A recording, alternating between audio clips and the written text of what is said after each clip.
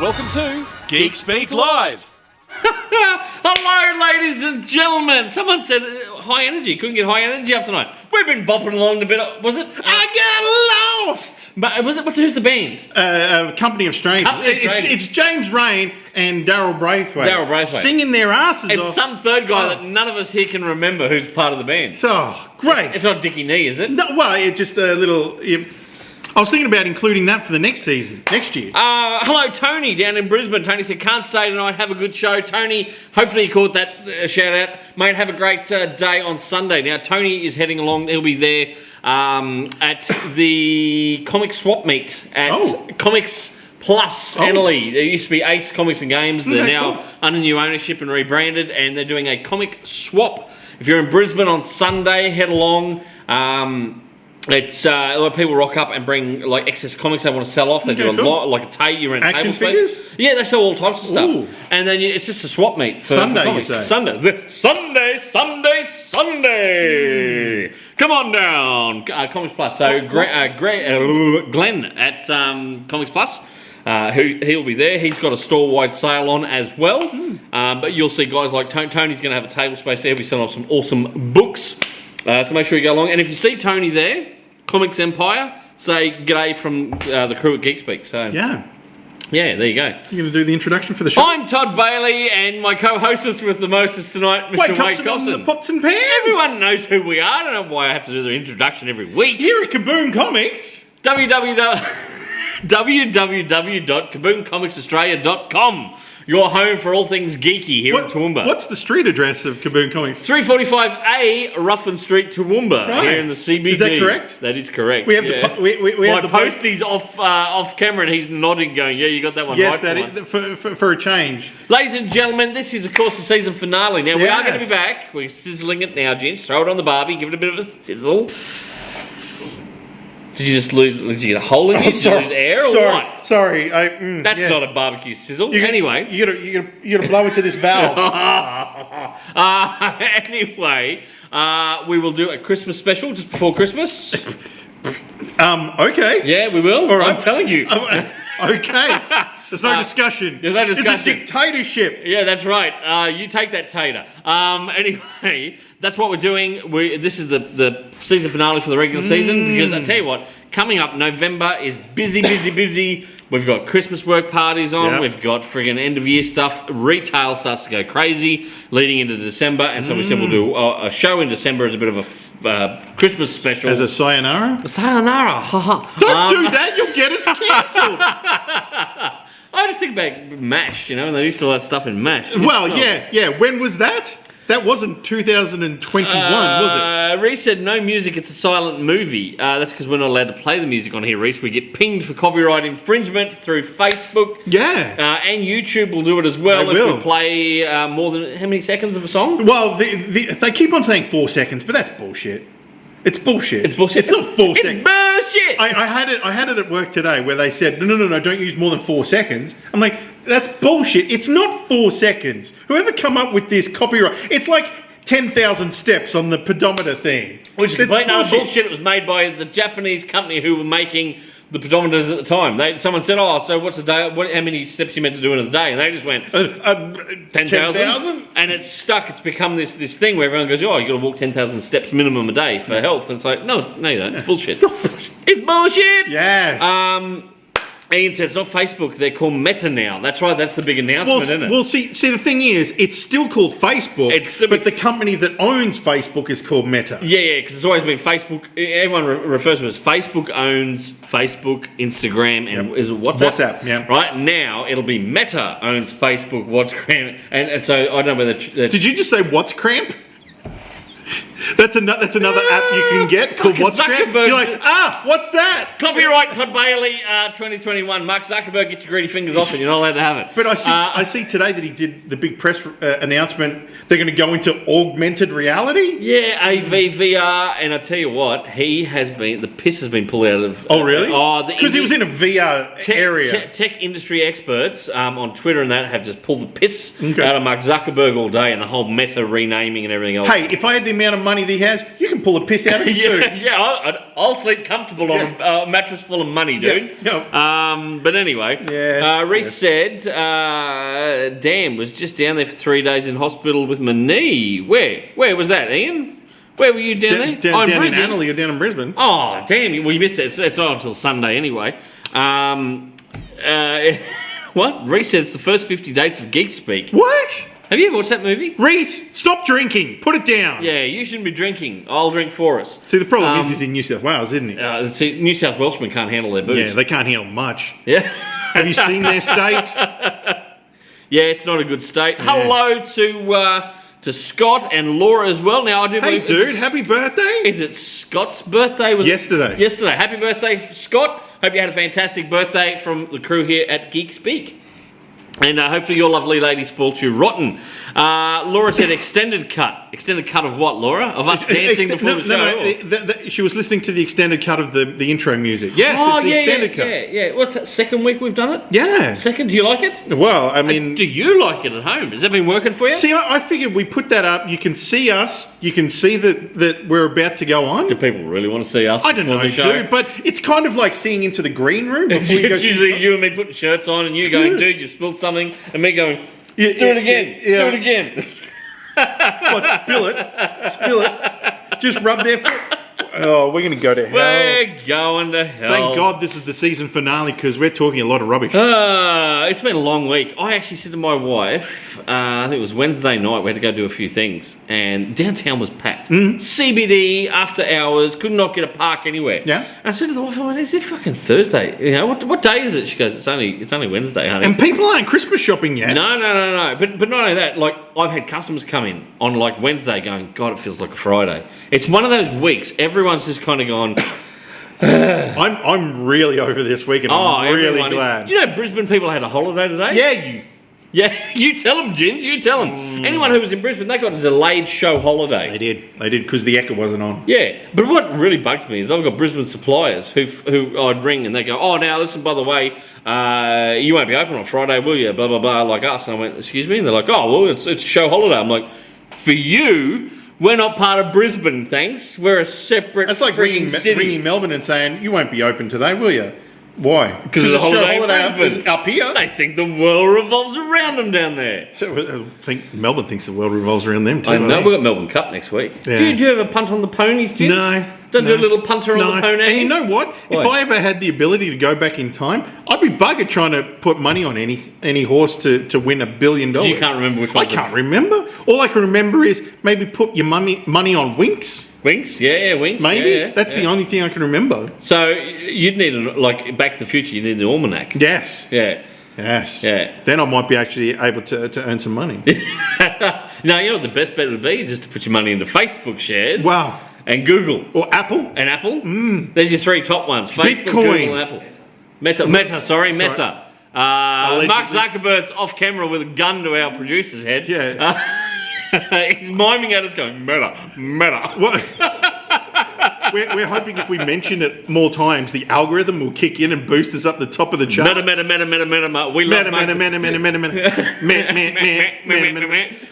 We've got a Clerks trailer to play. Thank you, Ian, for putting us onto it, by the way. That's coming up later in the show. We're also going to play the trailer to Buzz Lightyear. Now, at first, when I said we're going to play the trailer to Buzz, no, this is not a sexual... What? It's not an adult film. I actually got to crack a joke today. Oh, God. A joke? A joke. Are you proud of yourself? I was a little bit. Oh, God. We were talking about the Toy Story movies, right? Yes. And I said I was always disappointed that the Toy Story movies never... I don't know if I want this joke to go where it's going. No, well, it's like, Andy's toys never got to meet Andy's mum's toys. Because you can imagine Buzz Lightyear meeting one of Andy's mum's toys. Like, hi, I'm Buzz Lightyear. I'm just called Buzz. You know that there is an animated cartoon, like I think it's only a short film called Sex Toy Story.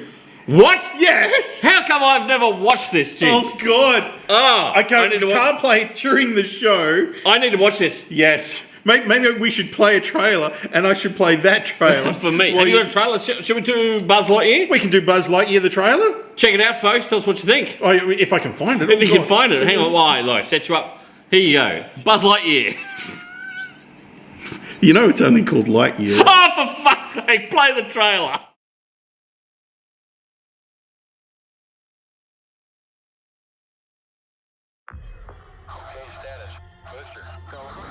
GNC, go. Fido, go. Guidance, go, bud. Cabin pressurization is underway. As we prepare for ignition. Flight recorders are on. T-minus 5, 4, 3, 2, 1, 0.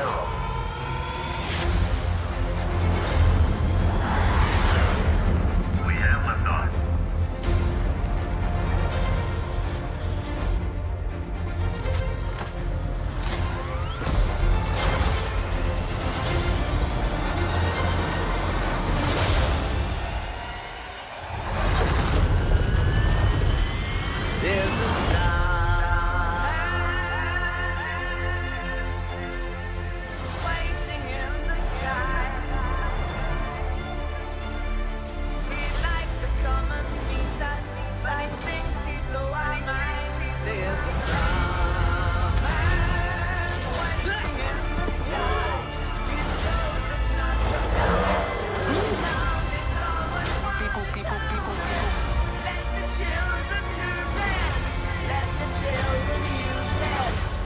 The children boogie. To infinity And...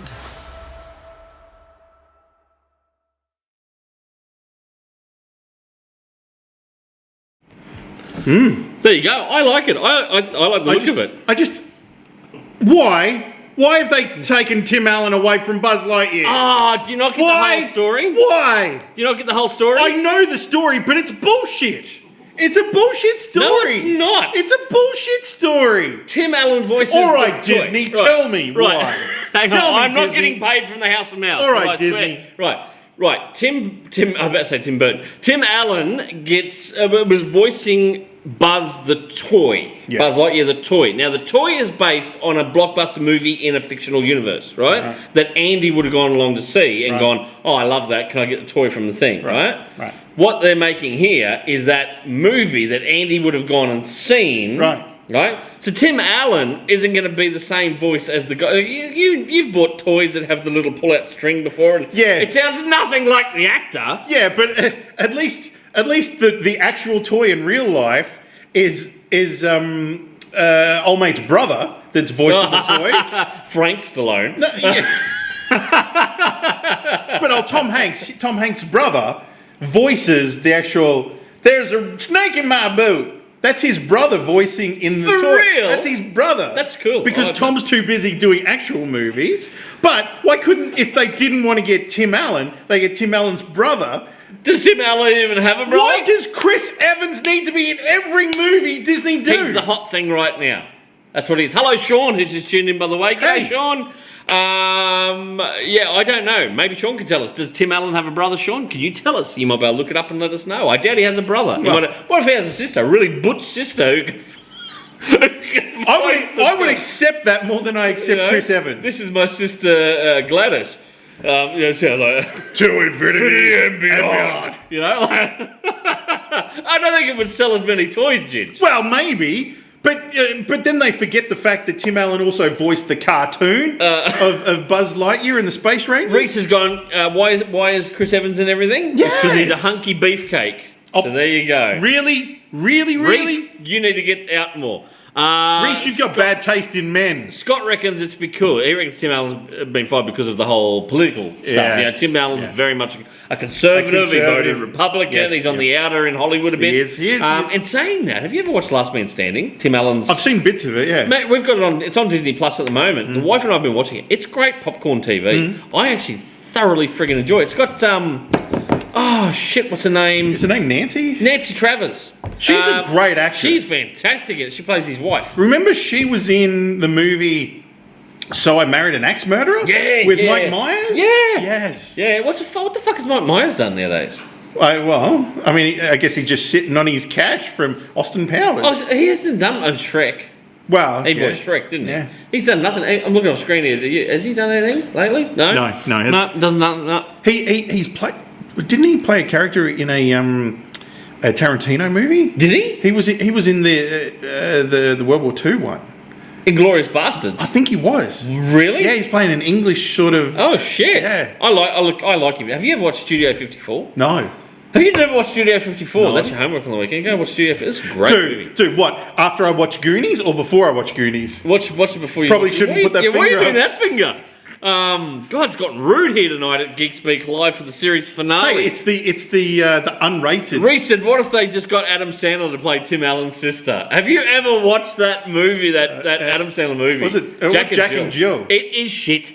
I like Adam Sandler as an actor. I love his comedies most times, but that movie is absolute poop. Sean just said Tim Allen's got 4 brothers and a sister. So he's got choices. He can have anyone voice his action figure. Yeah. Did Tom Hanks get to pick his brother? Did he go, hey, my brother should do it? he just said, I'm too busy. You should get my brother to do the voice. So his brother's got a job for life? His brother, I think I might have mentioned it months ago when I watched the making of, about the making of Forrest Gump.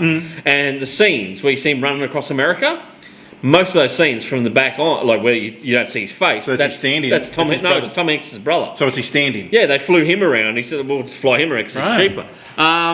What's he done lately? Thank you. Some information from off stage? He's done a movie called Terminal.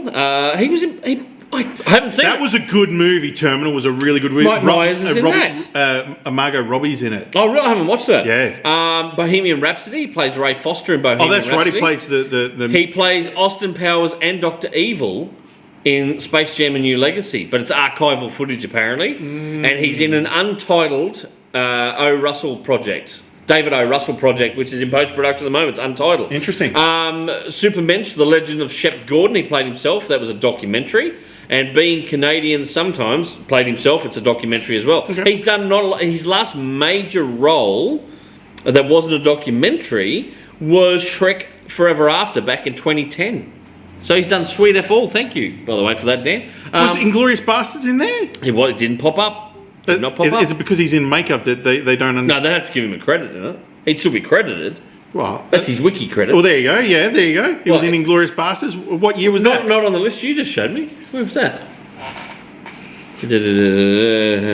That was well, no wonder. It's 2009 Inglourious Holy Bastards came shit, out. man! That's really? how old that film is. I went Holy back as far back as 2010. Right. Because to Double- me, that's what's that? That's 11 years. Yeah, wow. He's done fuck all in 11 years. But maybe he doesn't need to. Maybe right? he's super wealthy. Well, you wouldn't come to work if you didn't need There to. you go. would My lovely wife's at home. She just said Mike Myers was recently Bohemian Rhapsody and upcoming Austin Powers 4. Cool. They're doing another Austin Powers. I had heard whispers that he was trying to get it up. Do you want to do the music? Groovy, baby, yeah! My brother Kent reminds me of Austin Powers so many times with the way he says certain things. Oh, really? Yeah, like an R-rated Austin Powers. Right. Austin Powers. Yeah, that's it, isn't it? Yeah, Austin Powers. Oh my God. It's been a long week. I think you need to stop drinking. Full stop. Not just now.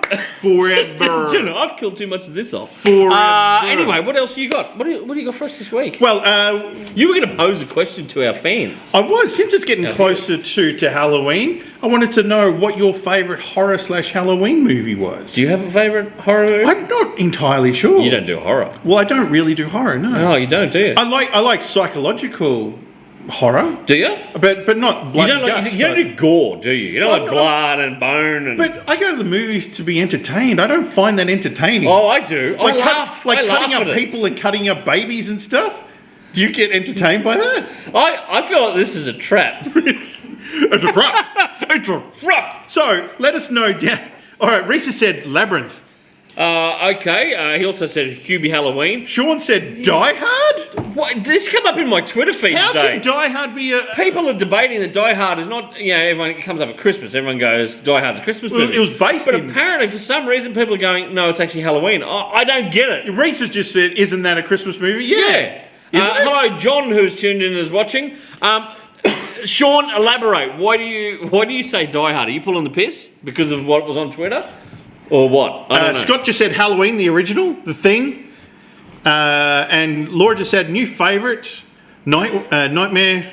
Nightmare on Elm Street. Have you never watched that? I've never watched the original. No. Laura, is that the original you just watched, Laura? Because I grew up watching that with two older brothers. Sean just says it's as much as a Christmas movie as a horror movie. Oh no! Really? You think? Die Hard is a Christmas movie.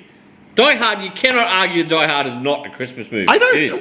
It's not horror. No. What he's saying is, though, the argument is that I can say it's a Halloween movie because it's not really a Christmas movie either. And because everyone's like, no, there's a debate comes up every Christmas. Die Hard is a Christmas movie, and people go, no, it's not. And it's like, yes, it is. Well, if the movie is set in that time of the year that Christmas is set, Yeah. it's a Christmas movie. Yeah, that's how I see it.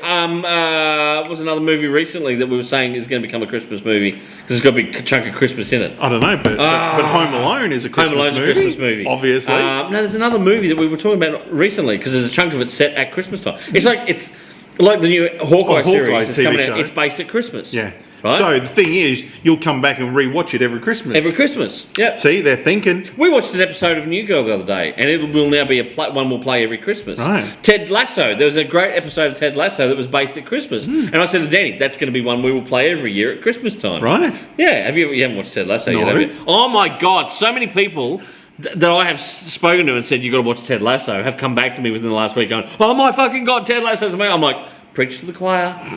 Told you all. And Sean's sitting at home, I bet he's going to type it too. Like, I fucking told you ages ago, Bailey, to watch it. He goes, I hate these freaking people that jump on the train at the end, but they pretend like they're the conductor. They were the first to ever find it. I know, but I have used my limited influence at Kaboom to tell people, and I say limited in that way. And seriously, so many customers have come back and gone, you told us to watch Ted Lasso, you were right, we really loved it. Even got the parents-in-law to binge season 1 last weekend, and they loved it. You were mentioning the new girl with old Zoe Deschanel. Yep. Did you see that Did you say Zoe or Zooey? Because it's actually spelled Zooey. Well, it's Z-O-O. Yeah. No, it's Zoe. Come on. Why would it be Zooey? Well, how else do you put it? Well, how else would you say it? Zoe! I dare you, if she's ever at a convention, to walk up and go, ladies and gentlemen, Well, God, Deschanel. I dare you. Really? Put that in the Geek Speak vault. He has to do it if she's ever at a convention. But did you see that old Joss Whedon wanted her to So play? many people fuck that up. They always go Josh. No, And it's J-O-S-S. I used to let it slide, and nowadays I'm an old grumpy man. I'll be like, no, it's wrong. It's Josh. I fucked it up.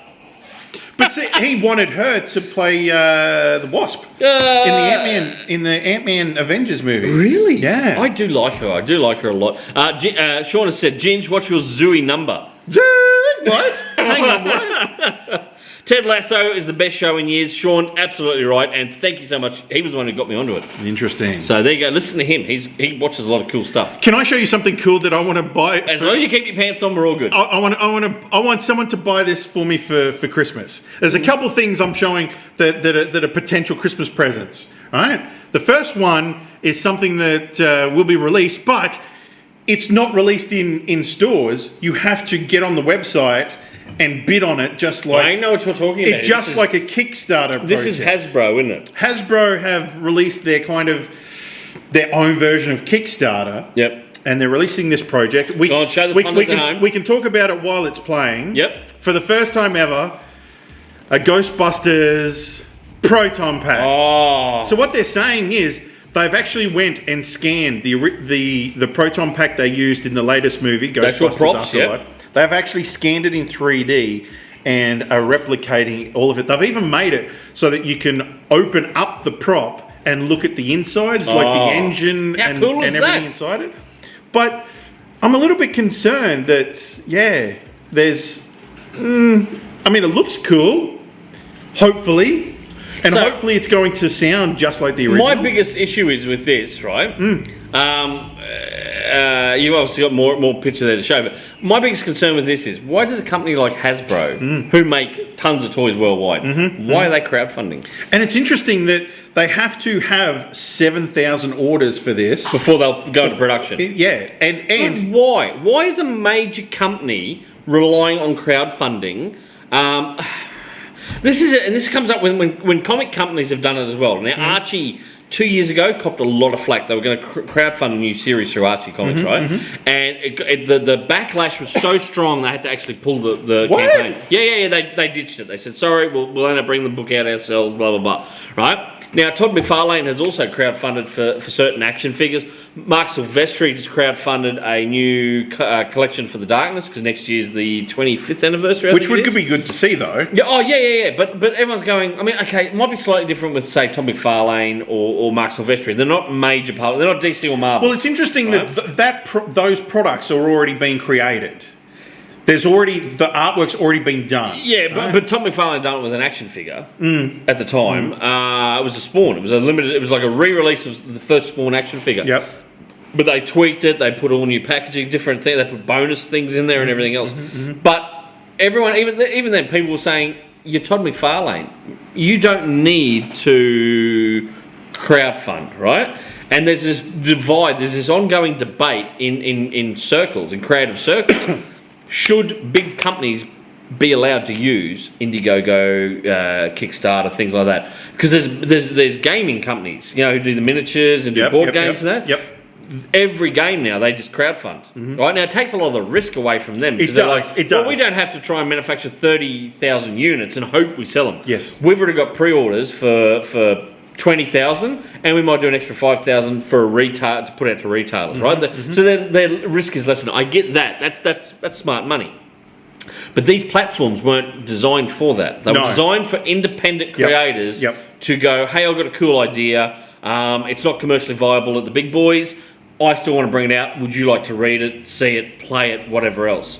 And that's what crowdfunding was about. Now, what do you feel personally, Jim, yourself? Look, see, the thing with this is you have to buy it up front and you won't get it until next year, right? It's a big outlay. It's $400 American. US. Right? That's before shipping. Yes. Right, because shipping to Australia at the moment, cut off an arm or a leg, you're going to give up one of them to get it over here. And my history with Kickstarter is up to shit. Yeah. Right? Because you've backed a number of things that have just have disappeared. I backed a drone which looked amazing, right? Did you pay up front for that? I paid up front for that. I've never gotten that. How much? It was like whisper in here. Well, it was there was a 2 and there was a couple zeros. Really? And you've never gotten anything from it? And see, the thing is, the video that I saw promoting this product, you actually saw the drone and you actually saw it flying. You saw this, you saw that, right? In the years since that came out, how many years? It's been at least 5 years. Yeah, in the history, they made $1 million on that, and they had companies like Target and Kmart buy into the drone as well, and they never got them as well. So the thing is, you saw the product, right? What I'm seeing here is, which was all bullshit. They had never actually built it. What were you seeing in the video? You were seeing a prototype. But the shots of it flying around were shots from another drone flying around. That's misleading. They never had the actual drone, and it's much like this with the Ghostbusters Proton Pack. I hate to break it to you, buddy, but you've been hoodwinked. Yes. He's been hoodwinked. There's a whole group on Facebook with all of us on there going, we're never getting our fucking money. We're never getting the drone. Can you not request a refund? That's too long. It's too long. No, yeah, it's too long. I know in comic with crowdfunding things for comics, people have years down the track gone, I want a refund, and they've had to refund it. No, the company's been disbanded. So my God, yeah, Ginge. They took the money and run. But the same thing was this. You got used like a hooker in the night, Ginge. They took my money and just left me crying in the gutter. Yes, I've felt like that a few times in my life, right? Most recently last week. The same thing happens with this, right? If you look at that commercial, they don't have an actual product. They've only scanned it. Those shots are all 3D or it's out of the movie. They don't have an actual object. That you're prepaying for nothing. Yes. Yeah. They've not outlaid anything for any molds or injections or prototypes. I'm Scottish, right? So I'm too tight. I can't do that unless you show me a proper product and I can actually go into a shop and look at it. I'm not going to back it. I would love it, like the comic stuff that we've seen where people have actually created the comic and they use Kickstarter as a distribution method. Yep, I'm all for it. But that's not what they're doing. Well, Jake actually just said they've been doing that. Hasbro have been doing that a lot with their Marvel Legends, the Sentinel and Galactus figures, right? Okay. I think they got the idea from Mattel doing it for the Masters of the Universe Castle Grayskull a few years back. Okay. Hi, Jake, by the way. Hey, tuned in. Reese said, you're kidding. I thought they would be pulling in the dough on that fluid gender apolitical feminist bar. Oh, hang on. That's talking about a doco about to show you Hasbro is barely holding in there. Different subject. But yes, I do know there's multiple toys where Hasbro are going, here's a cool action figure, like a big, those big galactic characters available only through HasLab and only through Kickstarting or something, or whatever platform they use. I do like that we're now seeing things we probably wouldn't have seen under normal circumstances, but it's like the whole Substack deal in comics, right? We've just lost a bunch of A-list, well, when I say A-list creators, writers, right? Because artists don't factor into these deals, right? This is a sticking point, a sore point with a lot of artists in comics at the moment, right? So Substack, which is like a digital newsletter type format, which is really popular with, so say, script writers, book writers will release brand new chapters through their Substack. So you subscribe to your favourite writer's Substack each month, and then you'll get exclusive first look at chapters, you'll get exclusive short stories, things like that. So they came after comic creators. They said, we want to get into the comic market, right? So they tapped Nick Spencer, was one of the first ones. Again, the guy who was writing Amazing Spider-Man and all that over at Marvel. And they tapped him. He left his run on Amazing Spider-Man a little bit early and went, I'm out, I'm going over to Substack. And what they do is they've then got guys like Scott Snyder, not Zack Snyder, Scott Snyder. I was about to go, I know who I'm subscribing to later on. Scott Snyder. Okay. They've lost, there's a whole bunch, James Tinian's going across to do stuff there. So a lot of big name comic writers have gone, we're going across to this Substack deal. Now Substack is digital only, right? You get it landed in your box. Right. What they're doing is, and the deal with Substack was, we'll pay these writers money. You sort out the artist yourself. The artist is an afterthought, right? So artists are sitting there at the moment going, what the fuck are we, chopped liver?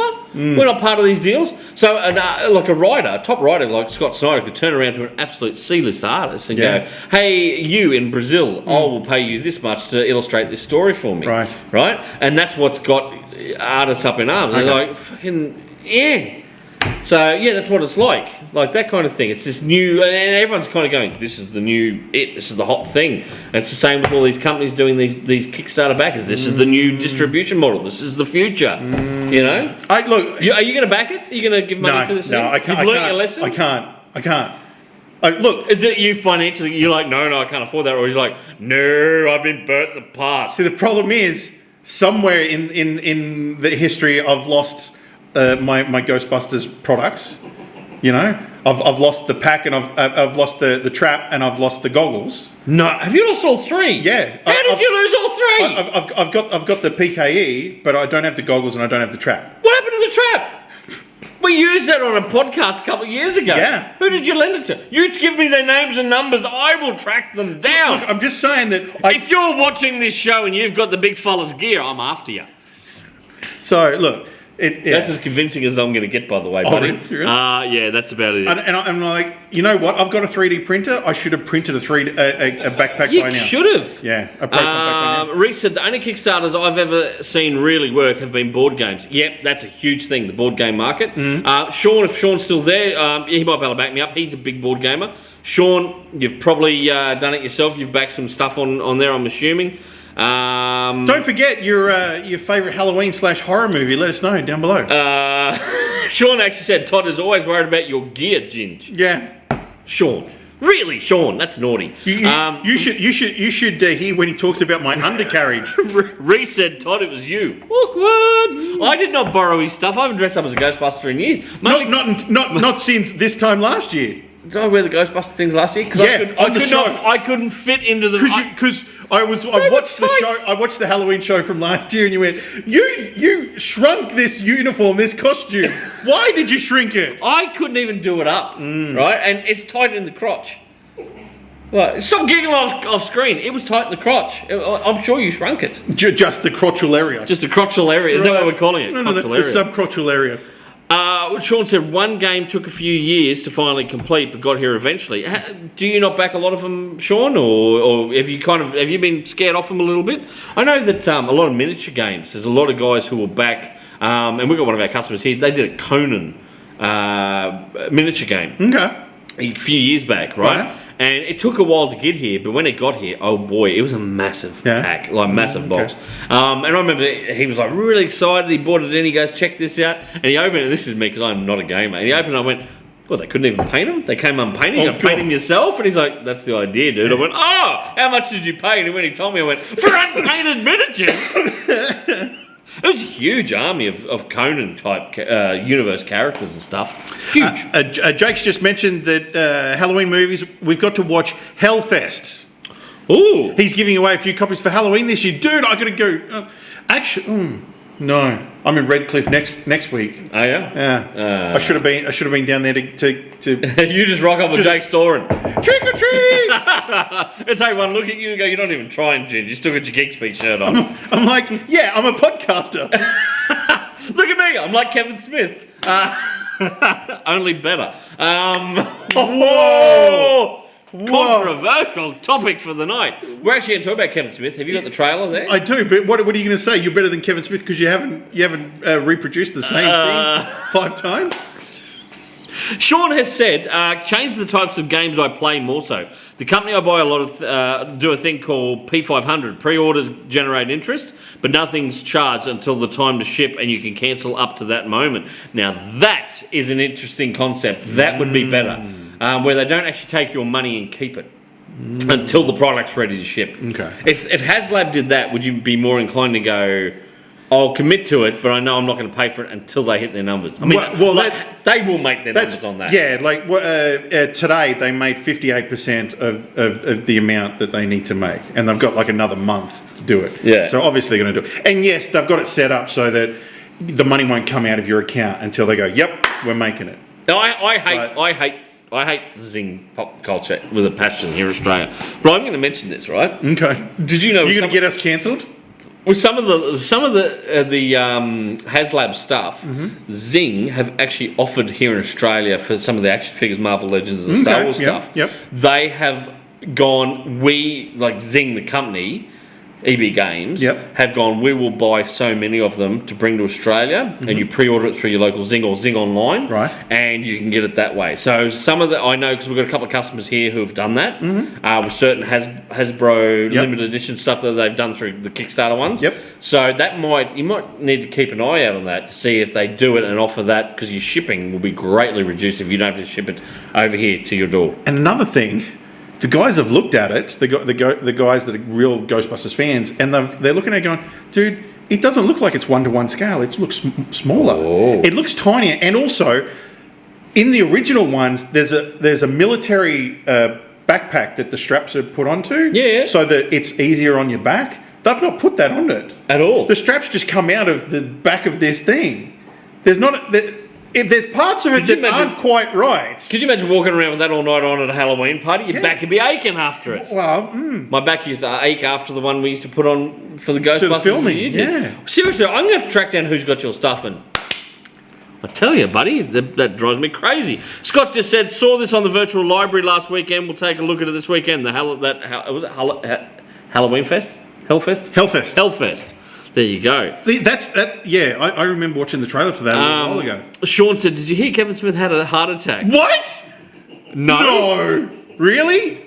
It's a running joke. Really? That one. Actually, can we do that now? Can we do the trailer? All right. Ian, who was watching at home, thank you, Ian. Ian sent this to me today and said this could be a cool talk topic on the show. Ginge, have you got it there? The trailer for Clerk. We're coming up on the foundation upon which my entire life was built. We would sit around at the quick stop and we started noticing these ads for these midnight movies.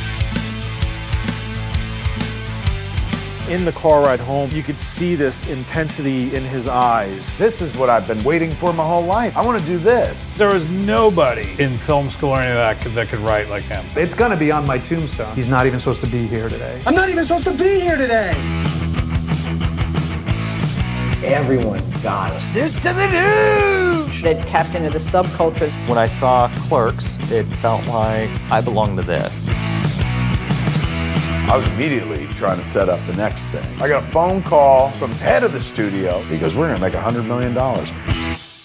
He was off by $98 million. We were in, and now we're not. Kevin has had a lot of ups and downs in his career, and a lot of resurrections. At a certain point, I gave up on Kevin Smith, filmmaker. Maybe it's because the critics were like, he's no filmmaker. I'm like, all right, they're right. But I got to a point where I'm like, I think I'm going to be so much more. The podcasts, the stage shows, the hosting, making movies. Carved his own path. He was able to energize geek culture. Kevin Smith is the man. He changed everything. It's me doing everything that I've never imagined I'd wind up doing. I do actually think like he got where he wanted to be. Now I just want to be Kevin Smith. I want to be the Kevin Smithiest Kevin Smith I could be from now until the end of time, because that's all they'll remember about me when I'm gone.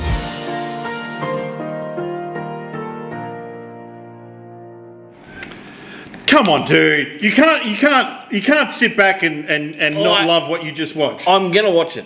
Now, when's that coming out? Do you have any idea? No idea. Okay. I will watch it, but my love for Kevin Smith has definitely died off in the last few years. So the problem is you've heard too many horror stories from comic shops. Comic convention organisers, stuff like that. Not only that, Kevin lost me a couple of years ago when he has become who he used to parody. Mm-hmm. The people who used to mock who were in Hollywood, who were shills for everything Hollywood did and stuff, that's what Kevin has now become. And I think that's what lost me. I used to like Kevin the Outsider, who would pull the piss out of Hollywood and go, I'm going to make my own films, do my own thing. He's become Hollywood Kev. Do you know what I mean? But Clerks 3 is him doing what he wants to do. Fuck off with Clerks 3. He finished Clerks 2. Oh, you just done that to start me, didn't you? No, but what I'm saying is you can't get up the guy for doing something he wants to do just because you don't agree. I can, because he's gone back to the well numerous times instead of going, I can do so much other cool. Fucking Red State was phenomenal, and it was outside the Jay and Silent Bob universe. Yeah, and made no money. But it was amazing. No. But if this shop made no money, you wouldn't be selling comics, would you? I'm not in Hollywood, right? But that's what I'm saying. Like, you wouldn't. God damn it, Junes! Don't come at me with your amazing logic. Logic, okay? No, do you get where I'm coming from, though? Right? He's milking the fans now, and he just expects that you and I, lifelong Kevin Smith fans, are going to rock up and see Clerks 3 at the cinema. And you will. Fuck it, you know I will. You know I will, Ginge. Like the whore I am. I'm a dirty Kevin Smith whore. I actually bought a book the other day. It cost me $100 and something. And I'm the bitch? You're the bitch. Have I shown it to you? No. Okay, hang on. It's a Kevin Smith. It's a Kevin Smith movie. Is it? Is it a Kevin Smith book? Who wrote the book? Are you sure about this? $100. This cost me over $100 Australian. Holy shit, man!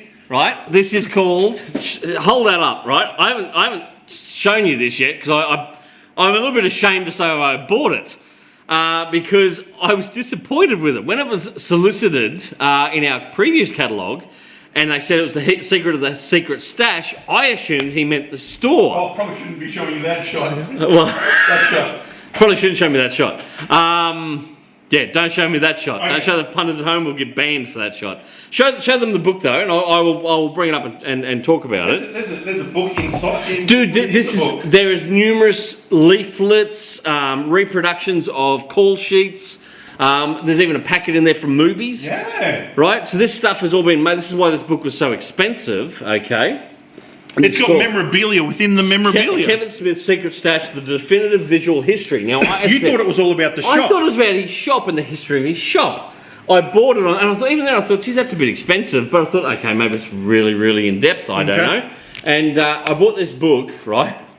And it cost me over $100 Australian. But I'm happy and I'm a little bit disappointed because they've literally used blue tack. The company who made this have used blue tack to blue tack in script notes and little things. So it actually goes through and it stains the following pages. Yeah, I can see it. Did you see that? Yeah. They have stapled things. There's like a movies packet in there. Look at that. Like you can make your own chips. You can make your own movies chip packet. So this goes through right from Kevin Smith's beginnings when he was at film school. The artwork does look good, as a children, it's got all these photos of him as a kid. It's a quality book, though. It's a quality book. And then you get to his film student profile. They've actually done a recreation of his Vancouver Film School student profile. That's cool, man. As you can see there. Check that on out. So all this stuff was added into the book, and it goes right through to modern day Kev. And because they've stapled it, it's now got a crease from the staple Yep, on the... yep. That's what I mean. It's weird that they've done it that way. It's like, imagine doing a diary and adding stuff in yourself. Mind you, the Back to the Future book that I've got has stuff like that. Has it? It does. Yeah. And it seems to be what they're doing now. It goes right through up until the Jane and Silent Bob reboot, right? And it does talk also Hang on, Kevin Smith had a heart attack? You didn't know? It's not like he's on Insta or Twitter or Facebook saying about it every week. You wouldn't have heard about it. But that is the book I got. And so, yeah, I was a little bit ashamed to show you because I felt like I'd actually wasted my money a little bit. What, you never have wasted money on anything before? Yeah. Like booze and hookers and that. That is...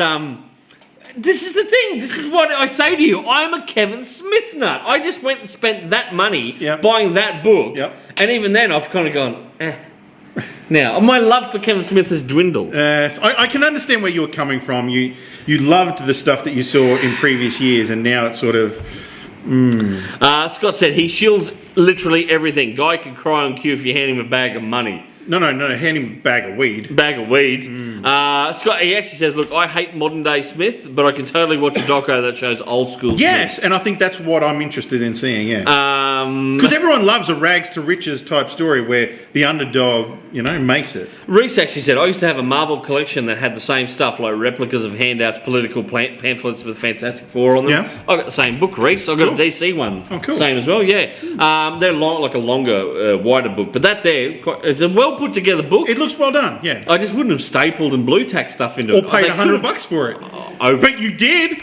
Over 100. Holy shit! Over 100. It was probably 100 US. I think it cost me. Oh shit! I think it cost me. Don't know. Your wife's listening to this. She knows. I told her it was coming in. Oh god! I said, by the way, I've got a book arriving next week that I ordered for myself, and my wife. God, I love you, honey. She's always like, it's your money, honey. I don't care what you do with it. And I went, it's $165. And she just went, whatever. It's your book, and you know. Yeah, that's why I've been a little bit scared to show you because I knew you'd be like, you fucking what? You shill. I know I'm not crying like Kevin does at the drop of a hat. Holy shit.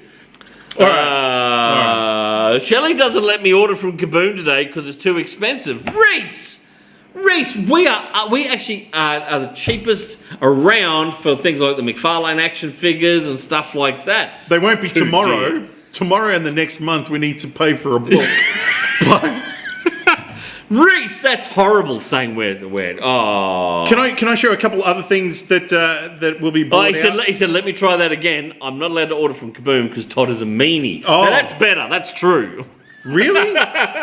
It's because we pick on him because he's from New South Wales. Can I show you something else that's available for Christmas? You can show us anything. It may be available for Christmas, but check this out. These are action figures. They're the Teenage Mutant Ninja Turtles Universal Monsters mashups. Oh, who's the manufacturer? Nika. We will be able to get those probably. All right. So we've got Raph as Frankenstein's monster. Yep. And Leonardo as Igor. Igor? Yeah. It'd be cool to see a couple of those. And also, can I show you this? This is an arcade machine that I would love to check out. It's from a company called Arcade 1-Up. All right. Yep. After 30 years, a sci-fi action classic has returned. Do you remember the T2 computer game? You and I with played the that. guns? I'm sure we played that in high school. Yeah, dude. You can now buy it and have it in your house at home. How cool would that be? That is awesome. But they don't use Kickstarter. Don't they? You just get on their website and you buy it. Old school retailing right there, What the actual hell, man? Look, you got the guns and everything, and yeah. Should how much they go for? Do you know? They're not saying. They're not saying. Just order. They're just saying. Just order it. Just order it. Because I have thought about putting an arcade game in here, like a comic. I know they did a Turtles 1-Up. It's interesting, and they're not cheap. It's interesting. That's the same company that Aldi are always selling their merch. Oh. So I wonder if in 6 months' time it'll rock up at Aldi. I keep thinking about putting an arcade game in here. Yeah. Yeah, mainly because could you imagine that? I mean, I don't get enough work done during the day as it is. Like a love tester? You just a hand grip and you go, show me the love.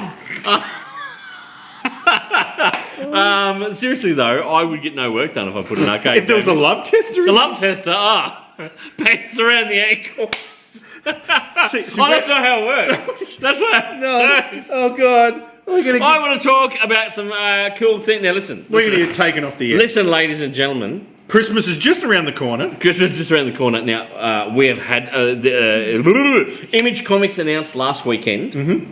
They're not doing any second prints. They're not doing reprints of things. No. Now, they reckon DC and Marvel aren't publicly announcing it, but they are internally saying the same thing. You won't see any second printings. We've seen trades. It seems like that's going to cut into their margins. Do you know why, though? Do you know why? Paper shortage. Not just America now. It's spread worldwide. So there's going to be a point where they're going to go digital only.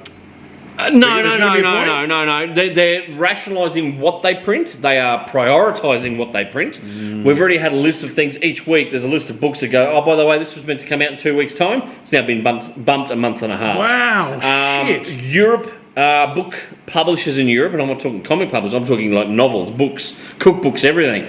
There's a paper shortage in Europe, so they've gone, look, stock up now if you're a bookshop or a gift shop and you want these books in stock, do it now because we can't guarantee we'll go back to press before Christmas. So there'll be a shortage on these things. So they're telling retailers to stock up. Retailers are in turn telling you, the consumers at home, to make sure you get in early to do your Christmas shopping this year because there is no guarantee that stuff is going to come back in available that we'll be able to turn around and go, hey, we can reorder that for you. Damn. No. Damn. It's flowing on to packaging. This is FOMO, dude. This is fear of missing out. Yeah, it is. We're going to miss out. I tell you what, it's right down to cardboard packaging, wrapping paper. What the there actual is a hell? shortage worldwide of everything at the moment. There's these things called trees that stuff comes from. I know, but there's not enough of them, and they're What not. What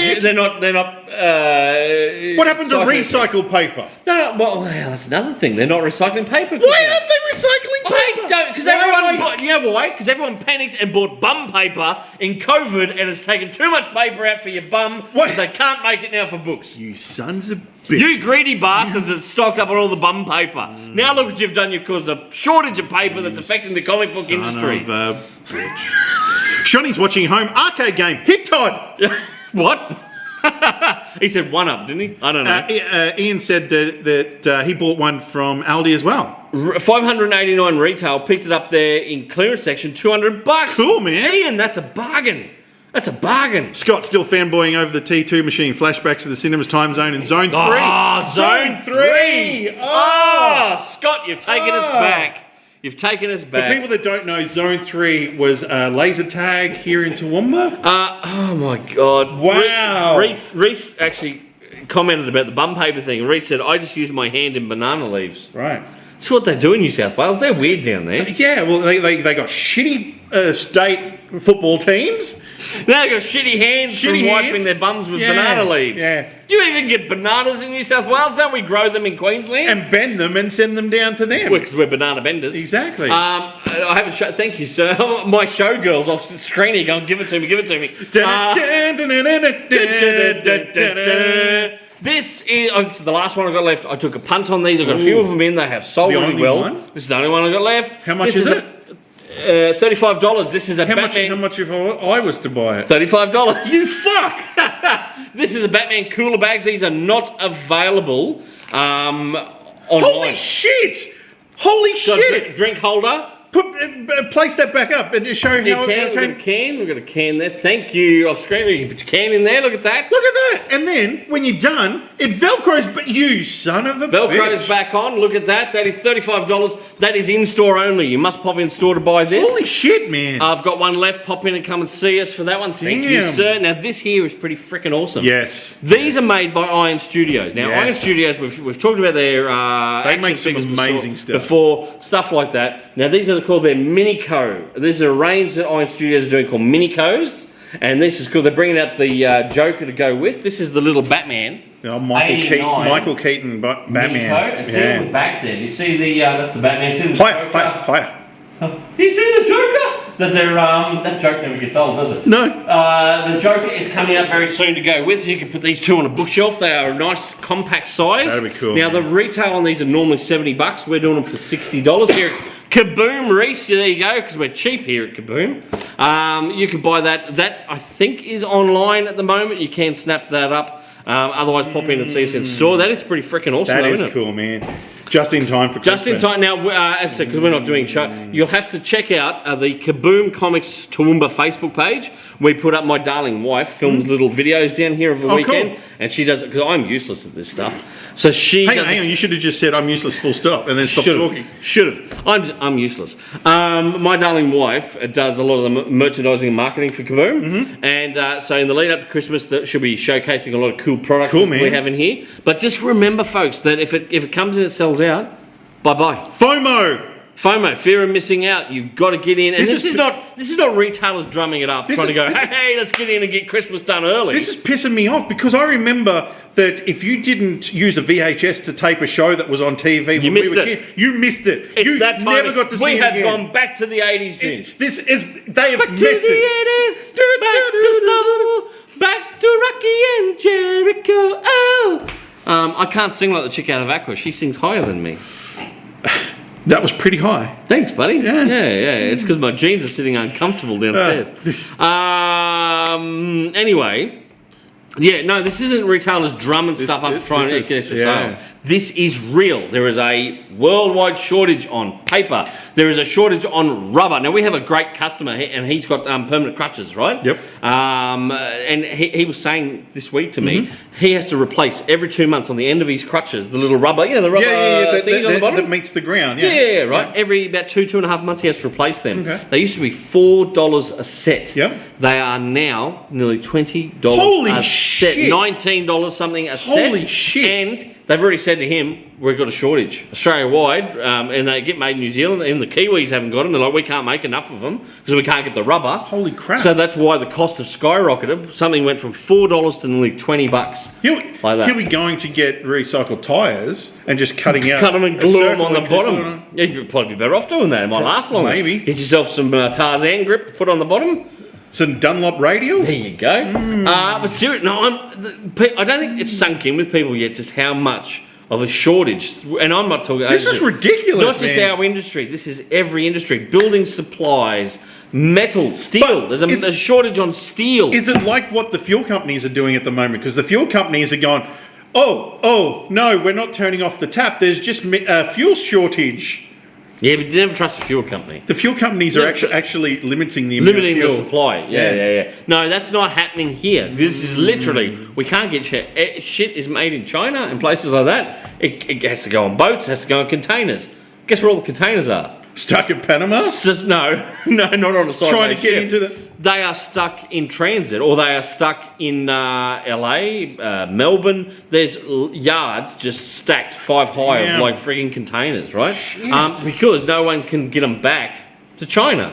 So now all the steel's gone into making new containers to ship products there. There's this, it's this snake eating its tail. It's a vicious cycle. It is, Jim. It's a vicious cycle. And that's what we're saying to people. Don't leave Christmas to the last minute this year, folks. Bastards. You'll be sorry. Oh, shit. What else you got for us? We must be near the end of the point. We're starting. It's the point end of the show. I just quickly. You didn't tell us your favourite. Okay, we're going to do it now. Favourite Halloween horror flicks. Mine is the Amityville Horror remake with Melissa George and Ryan Reynolds with a beard. Yep. Off screen. Dan, what's your favourite horror? Dale and Tucker. Dale and Tucker versus Evil. Good choice. Yes. Dale and Tucker. Ginge? The Sesame Street movie where Big Bird gets kidnapped. Is that because your brother cried? He cried every time we watched this fucking movie. He cried. There's a scene in it where Big Bird is stuck in a giant fucking cage, and they use a blue light, right? And then Big Bird looks like a big blue bird, and he's singing this song about being blue, and Big Bird cries, and my brother cried so much so that my dad took the tape and wiped it so that we couldn't watch that movie ever again. All because your brother crying. Not just crying. He really loved Big Bird. He was full on having meltdowns watching this. It wasn't just, it was, yes, every time. Did your brother watch the show? No. Thank God he doesn't. Miles, g'day if you ever do tune in. Don't let him know about this. I'm going to text that to him now. I'm going to, hey Miles, your brother pulled the piss out of you. He'll be like, you fuck, I bought you the Batwing that is made out of Lego for your birthday this year, and this is how you return it? Reese, stop watching altogether. How dare you? Sean said The Exorcist is his favourite film. Ian said the Evil Dead series. Reese said the Ben Affleck Daredevil film. I will kill you, Reese. I will kill you, Reese. Stop watching this. New South When the borders open, I'm coming down to bitch slap you in Armidale. Yeah. Ian said love Bruce Campbell as an actor. Yeah, we all do. He's great, isn't he? He's got a new movie out as well. Bruce Campbell. Bruce Campbell's got a new movie out at the moment too. Scott said my sister is here. She says the Alien series probably second more than the others. Second Alien movie. Yeah, would you be up with that? Aliens, yeah, the one that James. My darling wife, if she's watching at home, Cameron? she doesn't do horror much, but Halloween movie. Choose one and tell me. That way I can get you to watch it on the weekend. What? Don't incriminate herself. Now, oh shit, this is what I was going to talk to you about. Yeah. Oh, right. I watched last night, the movies that made us. Right? Yep. Now, I learned something really interesting last night. Okay. Now, Nightmare Before Christmas. Yes. I've never actually watched it. Neither have I. Have you? I've seen clips and I've seen makings of. Yeah, I've know never the watched general it. story. Okay, have you watched it? Never seen it? There's a ton of people our age who have not... It wasn't... I was above the age specification. Anyway, so I watched the thing of it, right? Now, it came out, 93, I want to say, I think. Now, interesting thing is, it's Tim Burton's Nightmare Before Christmas, and I've always just gone, it's a Tim Burton film. Do you know he had... 93, thank you. He had sweet fuck all to do with the actual shooting of it and everything else. Yeah. Right? Now, he came up, he was a young animator at Disney, right? Yep. And he was always seen as a bit of an outsider, a bit of an oddbod, right? Yep. Which is, that's not saying much when it comes to Tim Burton, because, I mean, look at him, he's a fucking oddbod. But, anyway, he pitched to the higher-ups his thing of this concept of Nightmare Before Christmas. Yep. And they just kind of, imagine the Disney higher-ups, hi, Tim, pitch us your idea. And then he does that, and then they just sit there going... Right, so they've just gone, okay. Thanks, Tim. But because he pitched it while working at Disney to Disney higher-ups, it's considered a Disney idea. So it gets in the vault. Okay. Right? Okay. Yep. He goes off, he leaves Disney, he goes off and he does Pee Wee Herman's fucking movie. Big Adventure. Big Adventure. He does Edward Scissorhands. He does a little-known movie for Warner Brothers called Batman 89. I was going to say Beetlejuice. And then he does Batman 8, gets handed back. Now, by the time he hits Batman 89, he's Hollywood golden child. He's the hit, moneymaker. Yeah, he is, right? So suddenly, and because Warner Brothers have just gone to make the next Batman film, right? So he's then turned around and it's playing on his mind. He goes, I really want to do. So he goes to Disney. Will you let me do that movie or give me the rights back? And Disney are like, we're not stupid. You make money. You come here. Well, yeah, Tim, you can do what you want. You can make the film. So he kind of pulls in a whole bunch of people that he used to work with there at Disney, like an animator and a sculptor and stuff. And he says, "Do you guys?" And they went, "Yeah, cool. We're not doing it in Hollywood. We're going to go up to San Francisco, up to the Bay Area, right?" Yep. So they were doing it up there. They started. And in the meantime, he's doing Batman Returns. So he's busy as, right? So he wasn't hands-on. They started animating without a script. Like they started doing the thing. Because it was going to be, well, it is a bit of a musical, right? Yep. So, and I didn't know this about Danny Elfman. Danny Elfman was the lead singer of a band called Oingo Boingo. Oingo Boingo? Right? Yeah, he's the guy that does the theme song for Weird Science. That's Danny really? Elfman. I didn't know that, right? Weird Science. Okay, so anyway, you didn't know he did. No. He was the lead singer of Oingo Boingo. God! Tim Burton is a massive fan. So Tim Burton got him to do the music for. I think it was Pee Wee, Beetlejuice. Yeah. So he did, and so he started becoming Tim's go-to guy. Yep. So Tim just says to me, he goes, "I want to do this thing." I showed him all the concept sketches and everything else. He goes, "I want you to do this, and I want you to do the songs for it." And he goes, "I've never done a musical." And he goes, "Oh, you'll be right." Right? No, you'll be right. You'll be right. Come on. Look what I do to you. Ginger need this, and you're like, "I've never done." You're like, dude, we're going to stream the podcast. We're going to what now? Yeah, and I'm like, "You'll be right. You'll be right. You'll figure out how to do it." That's what Tim Burton's done, right? So he's done this to him. Okay. So Danny Elfman's gone off and he's starting to write all the songs. Yep. So he sent them, because the animators, the guys who do the stop motion animation, are sitting there in San Francisco going, "What the fuck are we doing? We've got the designs, we're not going to shoot this fucking thing." So Danny Elfman's gone, "Here's the tracks, like, here's the roughs." Yeah, and they've gone, "Thank fuck, we can now animate." So they start shooting. Yep. Meanwhile, Tim's busy doing Batman Returns. So they're just sending him dailies and stuff like that, and he's like, "Oh yeah, that's cool. And he would literally write one word back, like, "Awesome." And that's all that feedback they get from him. Well, at least it wasn't bad. Well, sometimes it was, but no. Because he called down one of the guys, I think he's Australian, it was like a set designer or something like that, and they called him, he's flown down to LA to meet with Tim during production, and Tim's just looked at the first, because there's a Christmas thing in it, so it's very bright, and they went, we want to kind of base that on the old, your Hallmark greeting cards, very bright, very Christmassy. But then, so they've kind of continued, not all the colours, but they've made Halloweenville a little bit, or Halloween Town, whatever it's called, a little bit the same. And Tim Burton's just freaked out and he goes, here's the rule, right? There is no right angles to be had, so if you were to run your hand across the top of the sets, you would cut your hand to pieces because it's all sharp, jagged angles. Second rule, black, white, orange. That is it for colours for Halloweenville. Okay. So this guy's sitting there going, okay, Tim, gone back, gone, fuck, we've got to film this in black, white, and orange, the rest of it, right? That's the colour palette. So that's what they did. They did muted tones of yellows, oranges, and of course black and white, and grey. So well, it's Halloween. In the meantime, Danny Elfman, there's not even a proper script. He's just written the songs and going, yeah, he's just pumping out going, this is Halloween, Halloween, Halloween. Boom, Halloween. Genius, send it off, right? Anyway, so that's one song done. He's got to a point where, because his girlfriend at the time, because they had a script writer, right? The guy who worked on, I think, Beetlejuice with him, who'd written the script for Beetlejuice. So Tim's gone, I like him, we'll get him. He's blown his money and written up, he's blown it up his nose. He had a cocaine addiction. Oh, shit. He has not actually, no alleged about it. He blew they literally said he sucked the money up his nose. Oh, God. And he's not written the script. They go, fuck, we need a script. So the chick that Danny Elfman was living with, his girlfriend, she's in the other room. He's showing her all the tunes and the lyrics, and she's got to listen to him and go, yeah, Danny, that's really good. When are you going to do another weird science type song? Turns out she's a scriptwriter because she helped write Edward Scissorhands. Oh, okay. For Tim, but they had a bit of a falling out. Right. So she's gone, I'll pitch it to Tim, and he's gone, yeah, you can write the script. So so Danny's in one room doing the music. This is Halloween. This is Halloween. All right, she's in the other room going, and then Jack Skellington does this. Right. So they then finally get a script on board, right? And they said the animators are working separate to Hollywood. They're up in the Bay doing their own thing.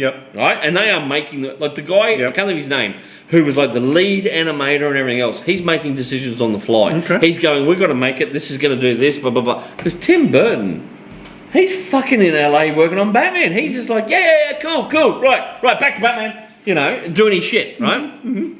So it gets to the end, like they get to the voice part, and then and Danny Elfman's going, hey Tim, I really want to do Jack Skellington because I've sung all the songs, I've sent the masters now off, and then I don't want to have to re-record them. And he's like, yeah, cool, you do Jack Skellington, which worked fine for the singing. And then when they started animating, the others have gone, he's a bit stagnant for the voice role. He's good with the singing, it's great. So they had to bring in Chris Sarandon, Susan Sarandon's brother. They got another guy to voice the character. He voiced Jack, but Danny Elfman actually sings the Jack lines and all the songs. But anyway, so it comes out, and well, it doesn't come out. Disney do a test screening. Right. And they thought this is going to be a kids' film.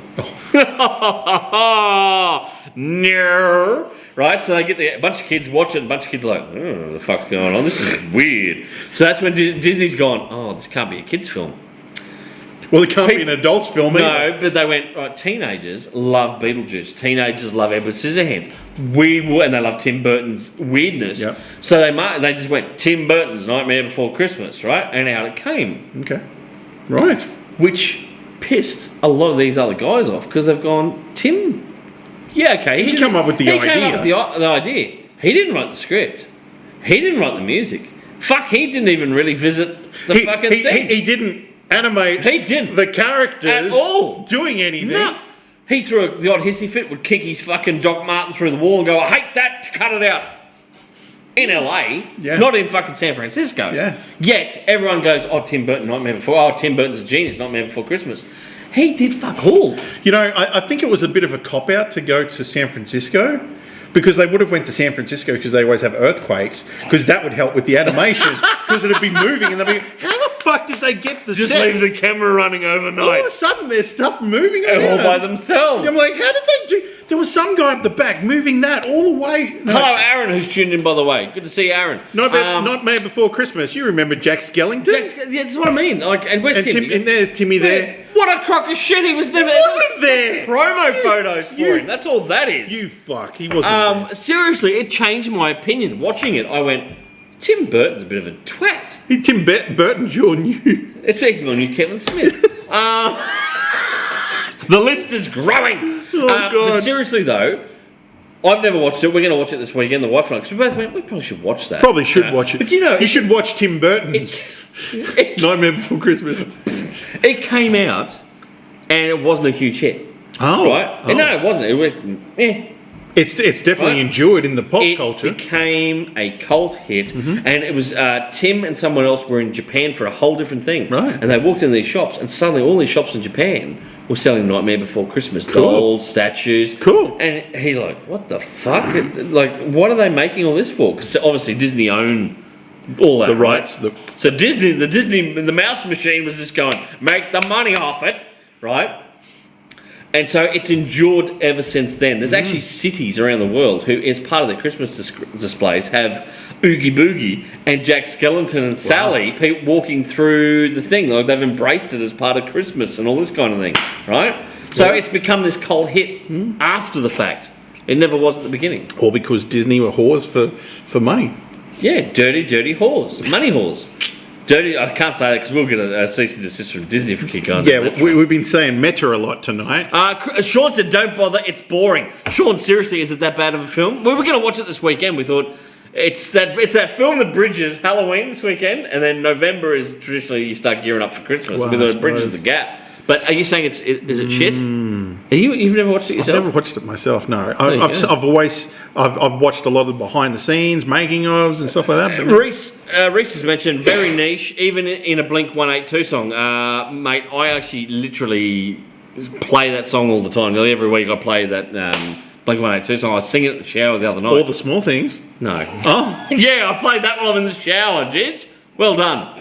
That was funny as fuck. I'll be looking for a new. Stop cheersing him off camera.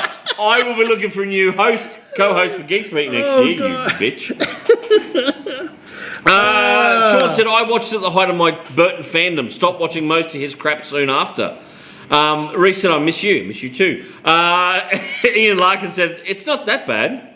So if you're going to watch a Halloween movie, maybe you should watch Sleepy Hollow.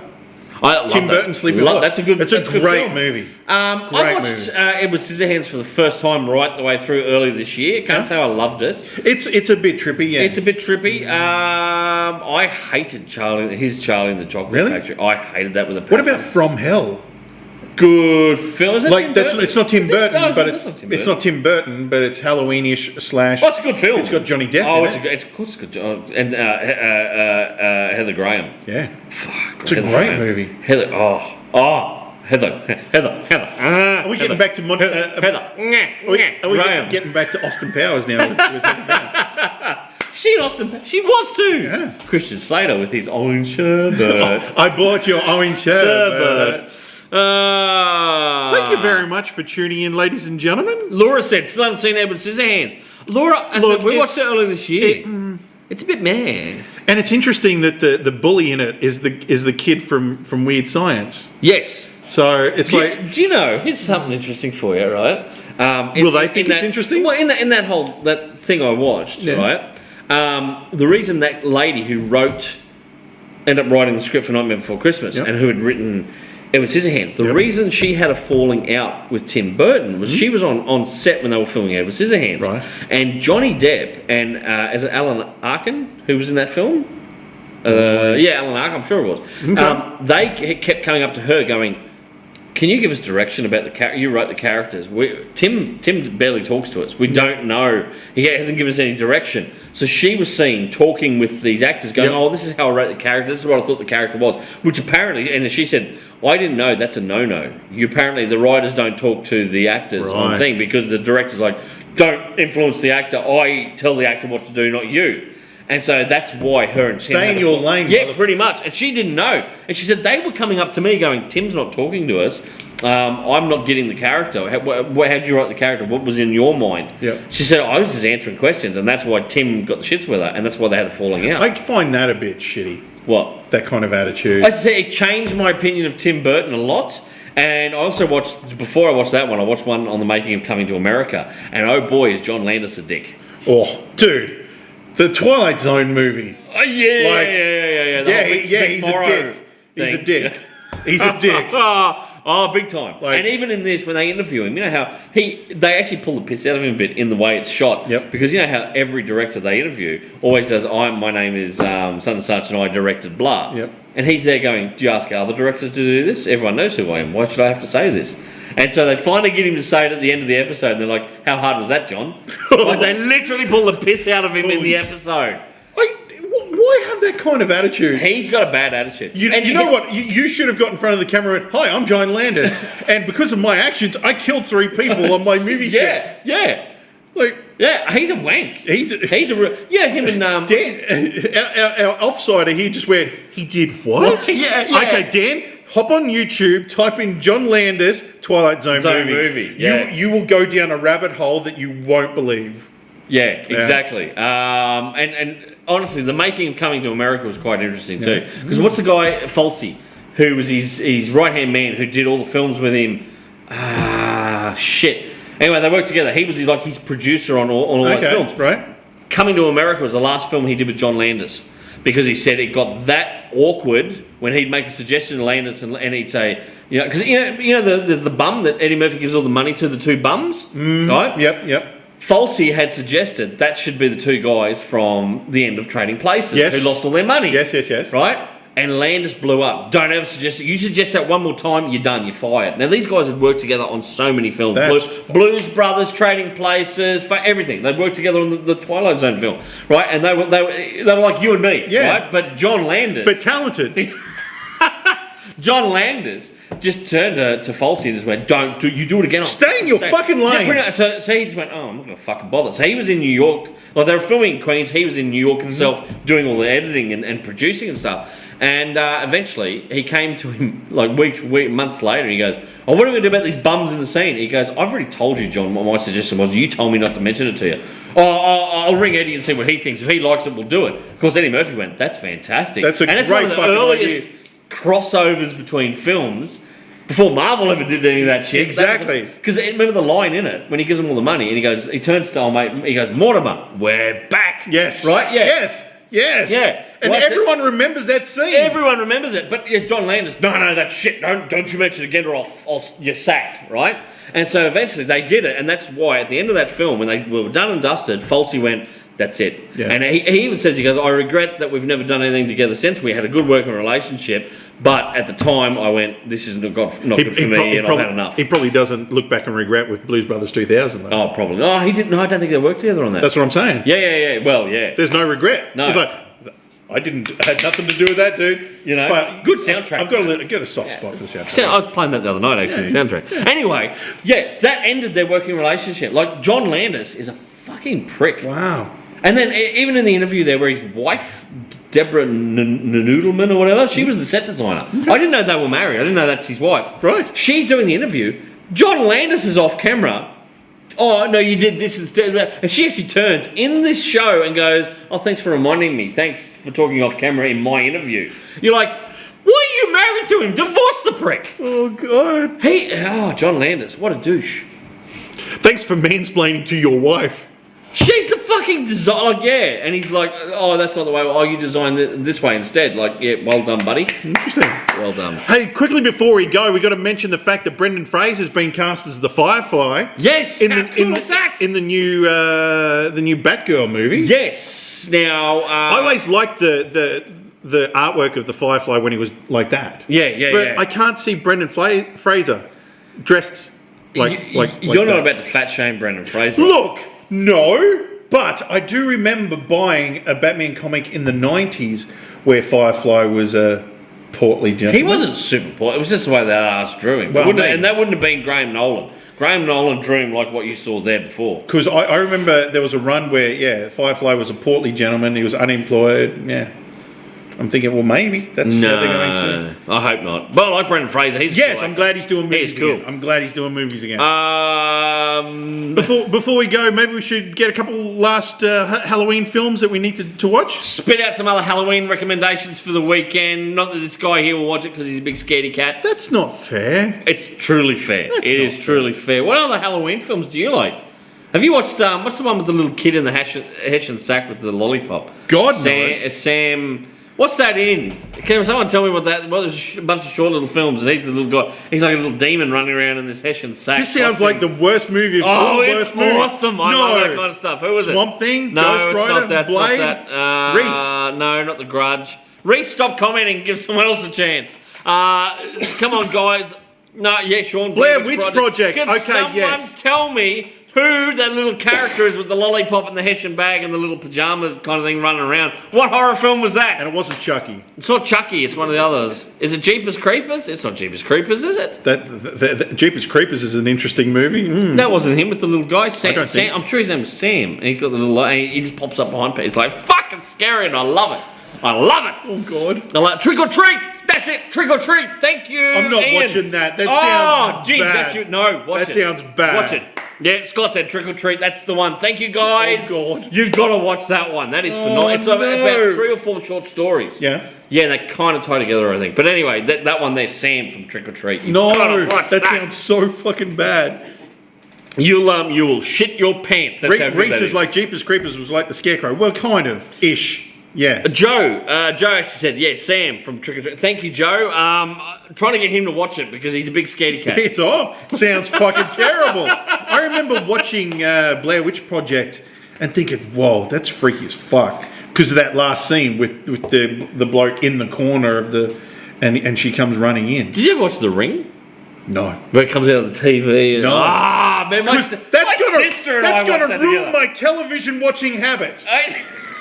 Nothing can affect that. My sister and I watched that back when it first came out. My sister Katie loves horror films big time. Her kids, the 2 girls are big horror fans. Yeah. The 2 boys, her 2 sons, are big sooks like you. Okay. Big sooks, man. I enjoyed the original Conjuring movies. Did you? And Like you know the Australian guys doing those movies because it was more psychological. It's not blood. I like old school horror. I don't like gore like Saw and all those kind of ones. Yep. I don't do that where it's just pure blood and guts. Yep. I can watch them, but I don't love them. I like old school, scary. The Freddy, Nightmare Before Christmas. Was he milking a cow? I'm not milking a cow. It's a knife. Stabbity stab. I'm going to stab you in a minute.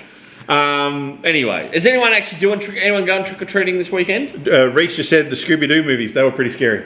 Well, they weren't bad for their time. Rowan Atkinson is a bad guy. He was pretty good. Yeah. Oh, yeah. I would have got away with it if it wasn't for you meddling kids. You meddling kids. Yeah. Is anyone going trick or treating on the weekend? Does anyone do that?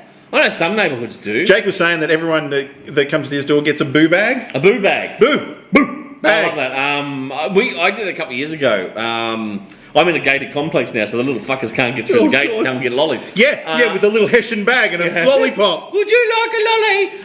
Aaron, Monster Squad. Yes, dude. Yes, Monster Squad. You've got him, Aaron. He loves that one. Monster Squad is all the Universal monsters in one movie. That's cool. Yes, that is cool. Yes, but no, it's the better movie. If you want to watch Goonies, go watch Goonies. This is better. Have you ever had people knock on the door asking doing the trick? Yeah, but I didn't answer the door. Did you? Yeah. I did it. We're going back quite a few years now. I did it. I used to do lolly bags up, and I'd give them away. If people come to the door, I'd give them out to kids. Our neighbourhood, there was a number of families. Yeah, but kids you need to stop putting meth in it, dude. That's a dirty, vicious rumour, Ginge. Dirty vicious. You can't just call it MDMA and give it to kids. Just because they don't know it as my children, I don't care what they get up to. You're like, in my day it was called ecstasy, but now it's MDMA. We call that goey powder. Yeah. But anyway, no, seriously, I think not where we are now, obviously, but if we had a house in a neighbourhood and it was a bunch of families wanted to, because there are neighbourhoods where families will, in the weeks leading up, they'll go, hey, who's nominating, whose house? They'll put a special thing out, put the pumpkin on your mailbox. and we know to come to that house, bring the kids around dressed up, and the whole neighbourhoods get into it. And there's people, you teach the kids, you go, if that doesn't have the thing on the door or whatever, then you don't go to that one. You don't go to that one. You don't go bugging old people who sit in there going, "Fuck off!" That's Old Man Bailey. Old Man Bailey. Old Man Schonfeld, who's watching the show right now. Reese, you said, what's the name of that movie with Keanu Reeves in it? Bram Stoker's Dracula. Yeah, that's a good one. Where he does a busted-ass English accent. Not that shitty one with Tom Cruise and Brad Pitt in it. Interview with a Vampire. That's not scary. Did you ever see that Invisible Man with Kevin Bacon? Not the rapey one. Yeah, it was rapey. I haven't watched that. Yeah, it was a bit rapey. No, I don't want to watch that one. Yeah, Ian said he has done his garden up for Halloween. Ian, you might have to take some photos. Send us some photos, man, and we'll put it on the Facebook page. Yeah, that's how Ian wants people going around to his house. He might suddenly get a whole ton of people rocking up going, Ian, we watch you on Geek Speak, give us lollies. It's interesting because I went to a haunt that's in Toowoomba where you can go and a what? An actual haunt. They've set up in their house where you can go through the maze. Haunted house? Yeah. Here? Yeah, and they've got people that'll dress up, actors that'll dress up. It's on the corner of Taylor Street and McGregor Street. Right on the T junction. McGregor Street? I've lived here all my life. So you know where the McDonald's and Hungry Jack's are? On Bridge Street? Drive up that road. Oh, yeah. Up to Taylor Street. Yeah, right up the corner. Up to Cholesterol Corner, as we locals call it. Yeah, so go up the opposite end to Taylor Street. Thank you. I've got it backwards, haven't I? Yeah, up the other end. Not Cholesterol Corner, the other opposite end. And Healthy Corner. And the lady's been doing it for 15 years. Really? And I didn't know this. And every year, if you give a $1 donation, she'll give it to the hospital foundation. So good on her. That's to help out all the people who have a heart attack when they come into the haunt. So on Sunday night, if you want to go to an actual haunt in Toowoomba, the corner of Taylor Street and McGregor Street. That's a whole different scare. Thank you to our producer here off screen. He said, whatever you do, don't stop at the Captain Cook toilets. It's a whole different scare. That was fucking scary, mate. You'll never we could talk about Smiling Jack. Now, there's a horror movie that needs to be made. That's a local horror thing. Never walk through Queen's Park here in Toowoomba City of a night time because Smiling Jack will get you. And I know they demolished, but they're haunted because they demolished the old toilets where Smiling Jack used to prey on people, right? And they've built new toilets, but everyone's going, oh no, that means the curse of Smiling Jack's gone. No, it's worse. It's worse now. He's angry because they demolished his old toilets. Yes. That's what it is. I would be. The Ballad of Smiling Jack. Oh, God. Anyone that doesn't know about Smiling Jack, you might have to come and talk to us in person. We can't do it on the show. That's right. There you go. Look, people have nailed some great films there. That's awesome. Now, thank you, everyone, for tuning in this season and watching Geek Speak Live. We will advertise probably a week or so before the Christmas special. We'll give you a bit of a build-up. We'll do a few posts. We might even do a couple of live little video reminders of us together going, hey, next week we're doing the Christmas special. And we haven't got a date for it yet, so we'll work on that. And hopefully we'll be able to Skype into people into the show and so that they can talk here on the show and to other fans. Yeah. That would be awesome. We might try and set that up for the Christmas special. But ladies and gentlemen, 2021, Geek Speak 2021. Thank you all for joining us. Thank you. It's been a pleasure doing a show most Friday nights to you, and we hope you've enjoyed it. I've enjoyed live casting with this guy here, my best buddy, Ginge. This guy's an absolute gentleman and a scholar. Thank you, buddy, for such a great show. Oh, shucks. You've done well this season. Ladies and gentlemen, the hostess with the mostest. Who? Me. Todd Bailey. Thank you, Ginge. Thank you. Thank you for always pushing us to Thank you, Dan, my mixologist off camera. Thank you to Danielle, our off-site executive producer, who was a moderator, who has pulled me into line multiple times. She actually did send a message through before going, stop drinking. And stop talking. No, she did. She did that before. And we've also got to thank the lovely people of Kaboom Comics. Yes, thank you, Kaboom Comics. We film here every week, downtown Toowoomba CBD. Kaboom Comics, www.kaboomcomicsaustralia.com for all your cool, geeky needs. These guys will look after you, including me. I'm one of the main guys here. Address 345A Ruffin Street, Toowoomba in the CBD. Oh, well done. I'm sober. I can do that, so I'm sober. Yeah. But thank you all for tuning in week after week. We hope you've enjoyed the show. Thank you to you for tuning in. Because without you, this... The guy in the back. Yeah, not you. No, behind you. Behind you. That lady? Thank you. Thank you. And you sitting there with no clothes on. We see you. Oh, Put something on. I'm glad you've been doing that, though. I appreciate it. Geek Speak I Live. really appreciate it. Where else would you be on a Friday night? Exactly right. We've had a blast. Hope you've had a blast. Keep an eye out for the Christmas special. We'll be advertising it in the lead up. Thank you, ladies and gentlemen. And as we say every week, stay geeky. Bye. Bye-bye.